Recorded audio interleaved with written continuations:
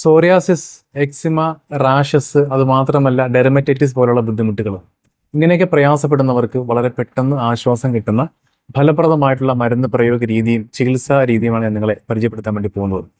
ഒരുപാട് പേര് ഉപയോഗിച്ച് റിസൾട്ട് കിട്ടിക്കൊണ്ടിരിക്കുന്ന രണ്ട് പ്രധാനപ്പെട്ട മരുന്നുകളാണ് അല്ലർജുൻ്റെ സ്കിൻ ഓയിലും അതുപോലെ തന്നെ ഹണി മിക്സ്.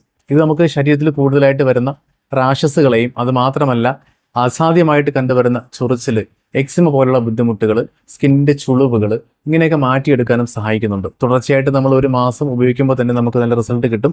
ഇത് നമുക്ക് കൃത്യമായിട്ട് ഓരോ ദിവസവും മാറി മാറിയാണ് ഉപയോഗിക്കേണ്ടത്. ഒരു ദിവസം നമ്മൾ ഹണി മിക്സ് ഉപയോഗിക്കുകയാണെന്നുണ്ടെങ്കിൽ അടുത്ത ദിവസം നമുക്ക് സ്കിൻ ഓയിൽ ഉപയോഗിക്കാം. അങ്ങനെ ഓൾട്ടർനേറ്റീവ് ഡേയ്സ് ആയിട്ട് നമുക്ക് ഇത് ഉപയോഗിക്കാൻ പറ്റുന്നുണ്ട്.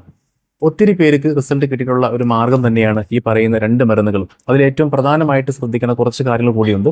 സോറിയാസിസ് കാരണം പ്രയാസപ്പെടുന്നവർ പ്രത്യേകമായിട്ട് ശ്രദ്ധിക്കേണ്ടത് മാംസാഹാരങ്ങൾ, ഓയിലി ഭക്ഷണം, അതുപോലെ തന്നെ fried items, chips items, pickles, അത് മാത്രമല്ല അധികമായിട്ട് പുളിപ്പുള്ള ഫ്രൂട്ട്സ് ഐറ്റംസുകൾ, ഇതും കൂടിയൊക്കെ നമ്മൾ ഒഴിവാക്കി കഴിഞ്ഞാൽ കൂടുതലായിട്ട് നമ്മുടെ സ്കിൻ ടോൺ വർദ്ധിക്കാനും അതുമാത്രമല്ല ചൊറിച്ചിലുള്ള ബുദ്ധിമുട്ടുകൾ, ഈ പറയുന്ന സോറിയാസിസ് കാരണം പൊട്ടിപ്പൊളിഞ്ഞ് വരുന്ന ആ സ്കിന്നിൻ്റെ അവസ്ഥയൊക്കെ മാറ്റിയെടുക്കാനും സഹായിക്കുന്നുണ്ട്.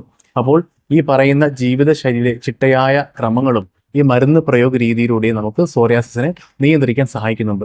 ഇത്തരത്തിൽ പ്രയാസപ്പെടുന്ന ഒരുപാട് പേരുണ്ട്. വർഷങ്ങളായിട്ട് പല മരുന്നുകൾ പരീക്ഷിച്ച് പരാജയപ്പെട്ടു പോയ ആളുകൾക്കും ഈ ഒരു മരുന്ന് പ്രയോഗ രീതി വളരെ ഗുണം ചെയ്യുന്നുണ്ട്. അപ്പോൾ എന്തായാലും ഇത്തരത്തിൽ ബുദ്ധിമുട്ടുന്ന ആളുകൾക്ക് ഈ ഒരു വീഡിയോ ഒന്ന് പരിചയപ്പെടുത്തി കൊടുക്കുക.